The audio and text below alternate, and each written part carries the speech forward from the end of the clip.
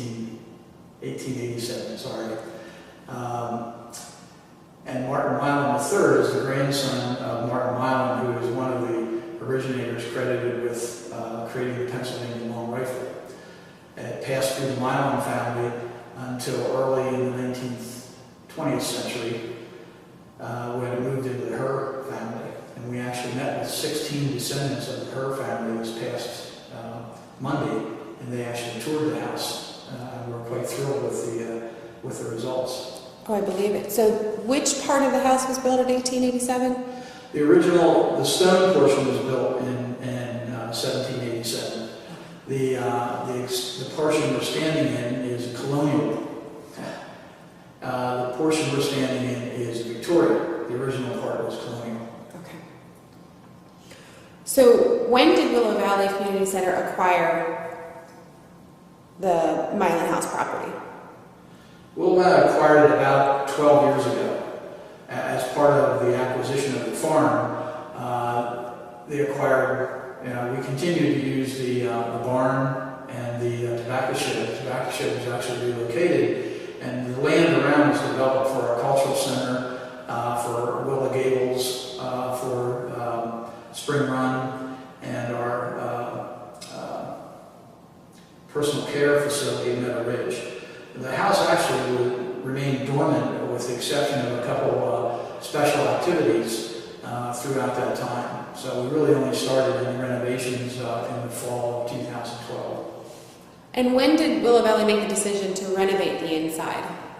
That was the fall of 2012. We decided that if we were going to continue to use it, there was some deterioration, some structural deterioration, and there had been nothing done over those preceding 11 years. And of course, a building with no HVAC continues to deteriorate. And so we decided if we were going to maintain the house, and typically Willow Valley does retain those structures when they purchase the farms, we decided we needed to decide what are we going to do with it and get on with it. And so first thing we did was deal with some of the structural issues. Although probably 8 years ago, we did make sure that the building was weather tight. We replaced the roof, removed all the windows, had them stripped and redone with the glazing and painting, so that the building was relatively weather tight, but the interior had been untouched.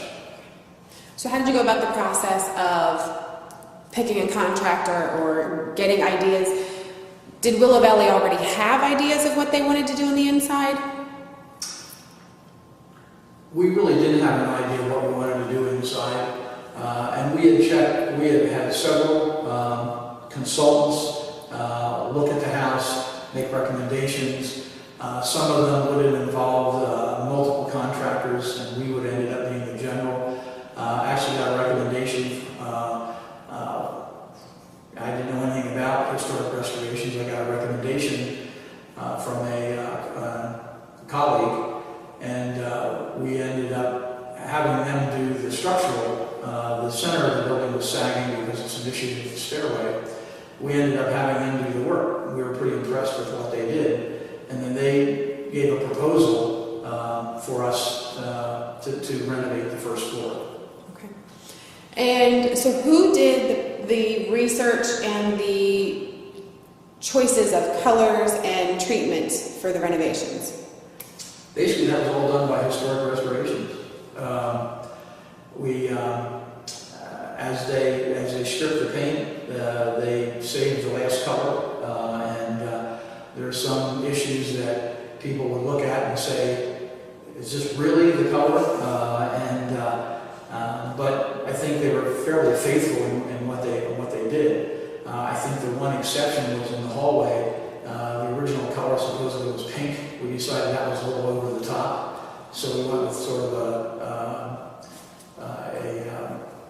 cream type color in the halls.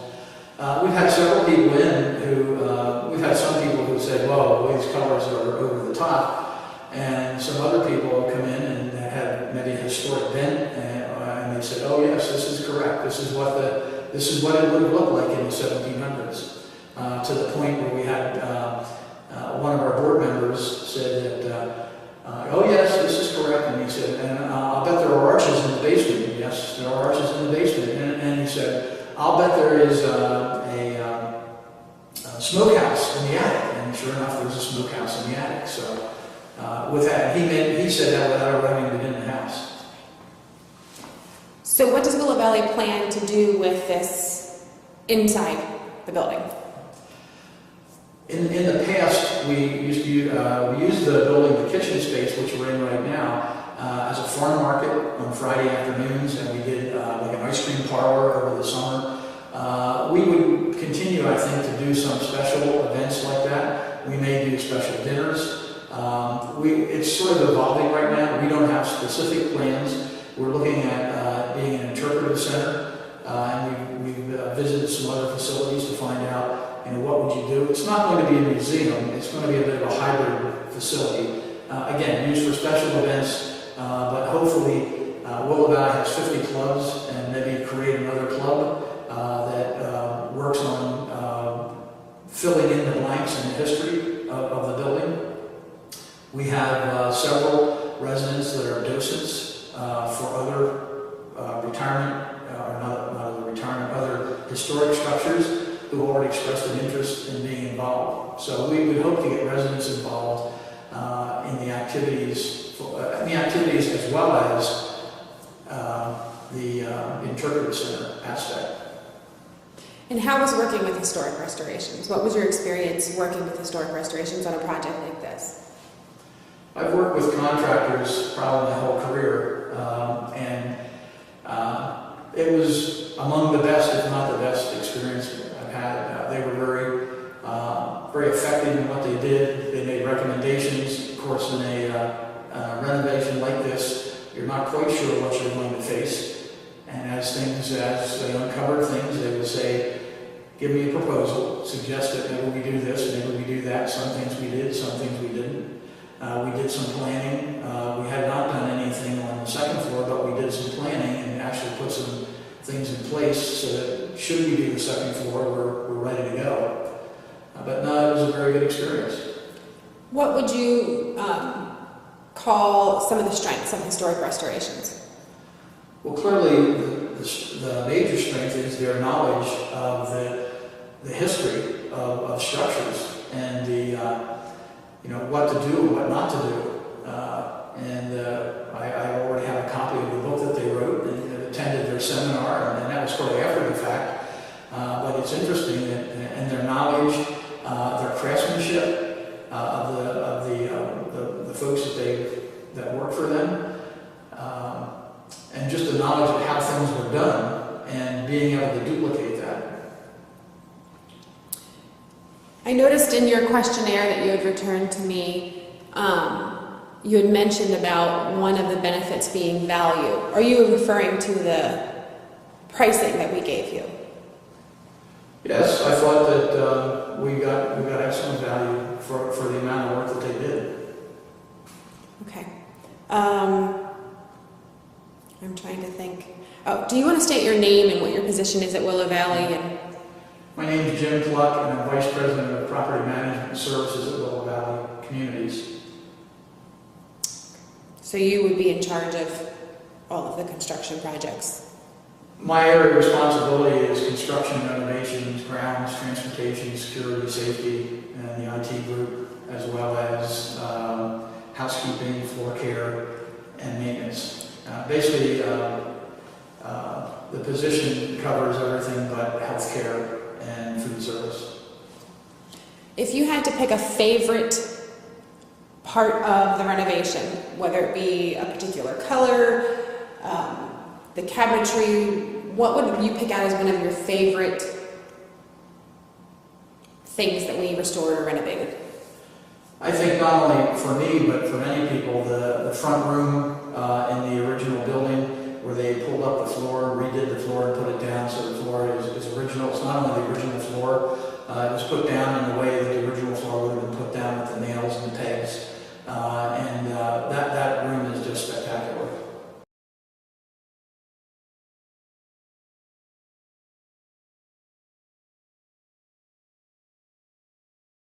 Hi, I'm Richard Redmond. My wife and I bought this old row house a year and a half ago. It was built in, I believe, 1847. And coming into, it's like any old house or any new house, when you come into a house, there's always things that you want to change. And one of the things that we looked at when we came in here, we liked the idea of having the kitchen in the front of the house. It's a smaller house, and we liked the layout of everything, but we just didn't like the way it was decorated.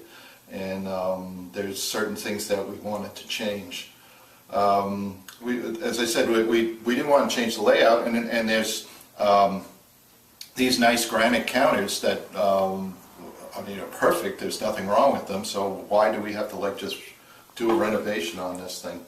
So we were thinking about it, and what we came up with was let's ask some people to come in and give us some ideas. And we called Historic Restorations. They did some work with us before, and we liked what they did. So we asked them if they would come in and give us some ideas. So Chuck and Lois Groshot came in, and they are the owners. It's a family-owned business, and they came in, and we talked about what we'd like to do. And we wanted to keep the integrity of the feel of the house the same. And so we decided that what we were going to do was come up with something that was kind of natural and maybe kind of towards that period of mid-1850s. So Chuck's idea was let's do something with natural wood. He had some curly maple that he said would look really terrific here. And so we agreed on that, and we agreed to have him and his crew start doing this. So there was some demolition that was involved in it. They had to take out all the old cabinets. We're not taking out the full cabinets. We're just taking out the layers that are on top. The doors and the sides were going to be redone. The cabinets, because we were limited in what, not only budget, but just the renovation, we just didn't want to make too much of a big deal out of this, was just keep the cabinets the way they are, but let's reface them. So, as I said, we did the curly maple, and they came in and did the demolition. In fact, this area here, we had a china closet here, which wasn't very good, it wasn't really well made. And then we had a cabinet here that went all the way up to the ceiling. Now Chuck's idea was, let's open that up because we can get more room that goes into we can get more light that goes into the dining room.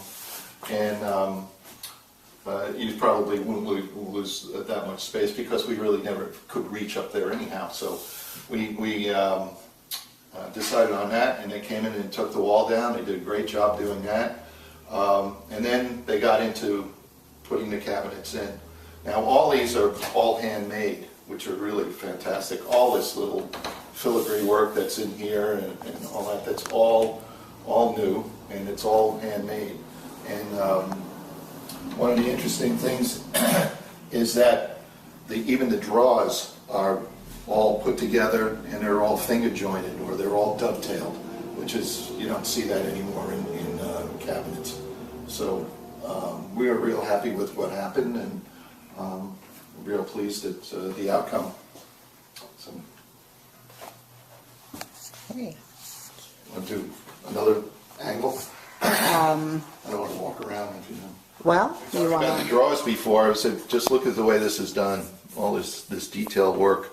I mean, it's really exceptional. You just don't see that anymore. I mean, it's real craftsmanship, and we were real pleased with just the way everything came together. So they put all rope molding up here, and knobs and everything like that. It's just real quality stuff. It's a small kitchen.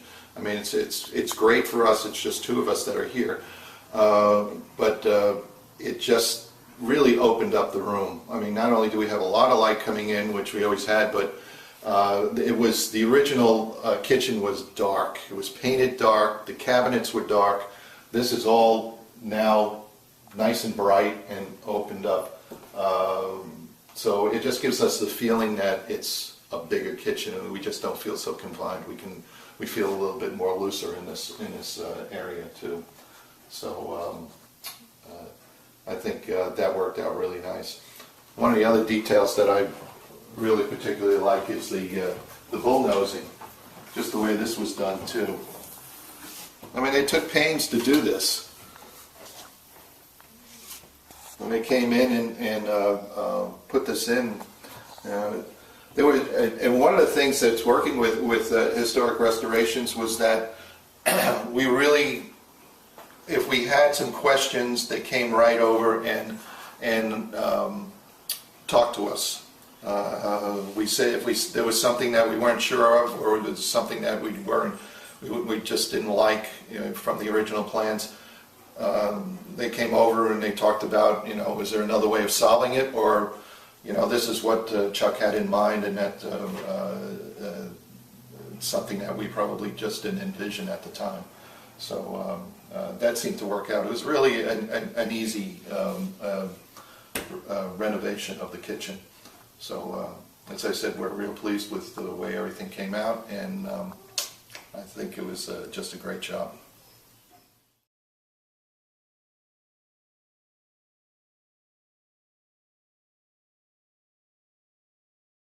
Row house. It's actually a townhouse in the Federal style, turned about 200 years old, and our family's lived in it for about 50 years. All of the original architectural components are still in very good shape, but after 2 centuries of active family living, actually the first family had 8 children living in the house. It needed a bit of restoration. It's a historically significant house. Joseph Jefferson was the first owner of this house. He's a famous early American actor, and Robert Purvis owned the house. He was a prominent Civil War abolitionist. Over the past 50 years, our family has hired well-intentioned but ill-informed contractors to do some minor but necessary work. And restoring an old building to its original condition takes a lot of in-depth knowledge, patience, time, and skill. And we were frustrated in our search to find someone who had these qualities. But then we saw a new group working on a house down here, the Thaddeus Kosciuszko House. It's a national landmark that's administered by the National Park Service. And then we found out it was Historic Restorations that was doing the job. So we did a bunch of research, and we found out that they did major work on the Peterson House. That's a house down in Washington where Lincoln died. It's also a national landmark. And they did work on St. John's Episcopal Church in Maryland. That church was built at exactly the same time as our house. So maybe we finally found someone who knew what they were doing. However, federal government policy dictates that federal employees are not allowed to recommend or even comment on any private contractors. But we had some informal contacts with the federal government employees, and off the record, they told us about the quality of the Historic Restorations work, and they told us the quality was excellent, and they had a great work ethic. And our contacts were absolutely correct. Also, we could tell from the uninterrupted work down there on the Kosciuszko House that Historic Restorations knew how to deal with governmental bureaucracy, and in Philadelphia, that can be quite a challenge. So, before we got started, we discussed and prioritized our work with Chuck, who was right over here, and listening to make sure that I say everything properly. Chuck and I agreed on a written proposal, and then Chuck and his fellow craftsmen, he brought a bunch of fellow craftsmen with him. They worked on the exterior front and the rear of the house, from the top to the bottom, and you can see they're still working on the roof. They're completely replacing the whole roof, and the back has a porch where they've reconstructed a metal roof. He also did stucco, and he restored the brickwork, including the the bricks, and they have restored the cornices also way up top, which you can't see. We didn't know actually that metal roofs were used in existence 200 years ago. A previous contractor, who we didn't hire, told us that the windowsills were so rotten and so soft that they had to be completely replaced. And this would have been a huge effort because, as you can see, the windowsill is just one big piece. But Chuck came in and he removed all 200 years of the paint. And by the way, they are also very careful with removal of lead-based paint. And he showed us the original frame, and he showed us the original sills. They held up so well that they were as hard as the day they were put in 200 years ago. And you could still smell, he brought me over, and you could still smell and see the distinctive yellow pine sap that was the original construction of the windowsills and the frames. To restore the windows themselves, Chuck removed them, and he took them to his shop in Lancaster for repairs and for new glass. Actually, it's old-looking glass with the ripples in it. And then his craftsmen reinstalled the windows into the frames. With everything they did, they took great pains to be historically accurate to the smallest detail. The painting, the shutter hardware, the bricks, and even the mortar that he did between the bricks. These were the smallest details that had to be approved by, in every particular, by a very particular historical commission here in Philadelphia. And Lois, with her experience on the Lancaster City Historical Commission, and Danielle, with her patience and perseverance, worked very hard to get all of the approvals from the Historical Commission for even down to the mortar. Through the entire project, they kept us well informed. They kept me and my wife well informed. They arrived early. They worked steadily. Sometimes they came early in the morning and worked into the evening or on a weekend, and they cleaned up thoroughly at the end of every day. And they all seemed to enjoy everything that they were doing every day. So we've lived here for about 50 years, and my wife and I thought we knew just about everything about our house and about early 19th century lifestyles. But while Chuck was working, he explained to us things that had puzzled us, and he explained them in simple language. And it was language that we could understand. Things like strange-looking antique hardware, whether it was on the windows or inside the house, or man-made holes in odd places. We already knew where all of the 19th century rat and mouse holes were. So these were man-made holes, definitely. And it gave us insight into the ingenuity, everything that he told us. It gave us insight into the ingenuity of our ancestors to solve the problems that they had for lighting, personal comfort, home security, and so forth. And on a couple of walks around our neighborhood, Chuck's conversations with me showed his in-depth knowledge of many historical American building styles.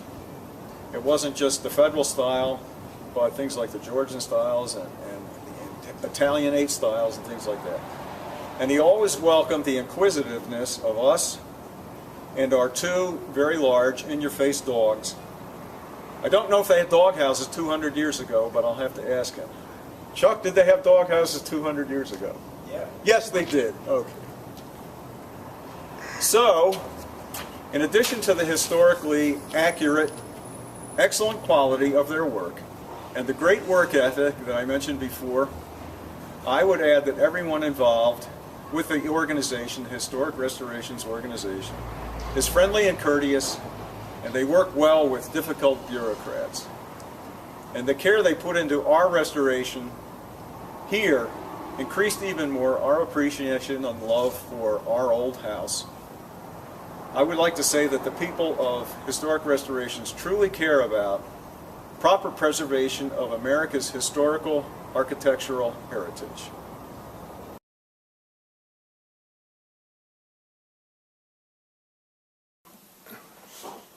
This is a word about Charles and Lois Groshon Company, a construction company in Lancaster County, Pennsylvania. And we first got to know them when we bought the den house, which is 1725 colonial brick house in Lower Alway Creek, Salem County, New Jersey. And we needed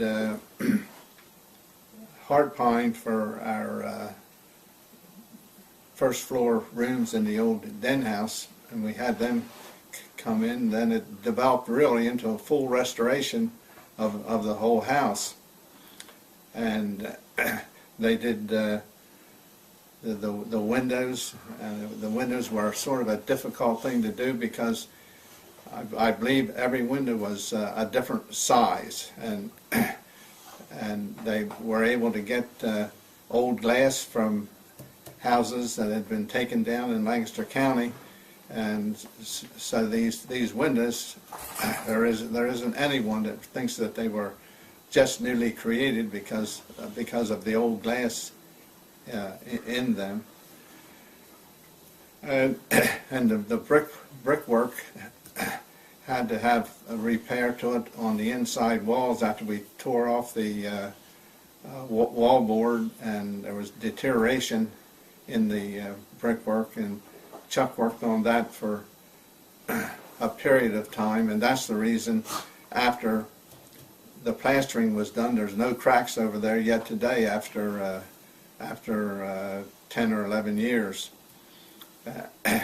And his plastering work looks some people mistake it and think that it was maybe original, but if it was original, it wouldn't have held up that good after all that many years. But it still stymies some people's thinking as to how good it looks.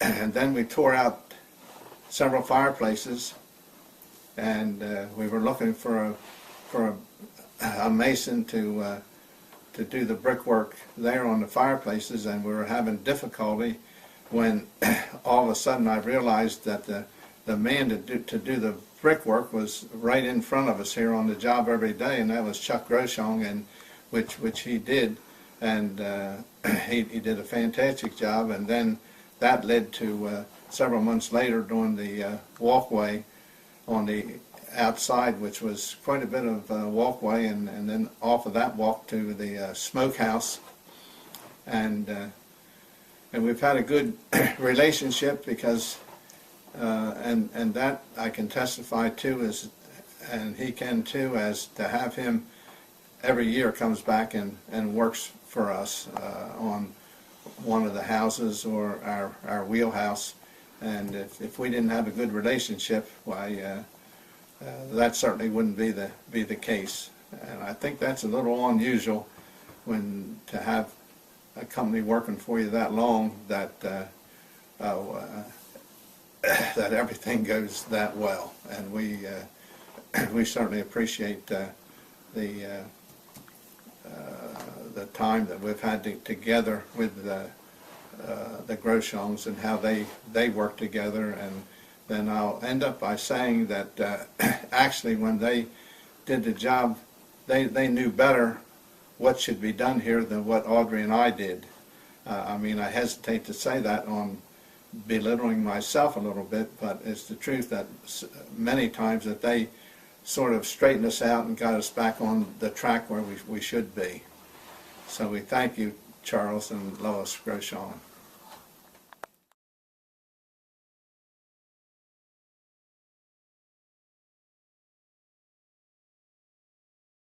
In 1998, we bought the warehouse, and in August of 1998, we commissioned Chuck and Lois Groshon to be the contractors, general contractors, for the renovation of that warehouse.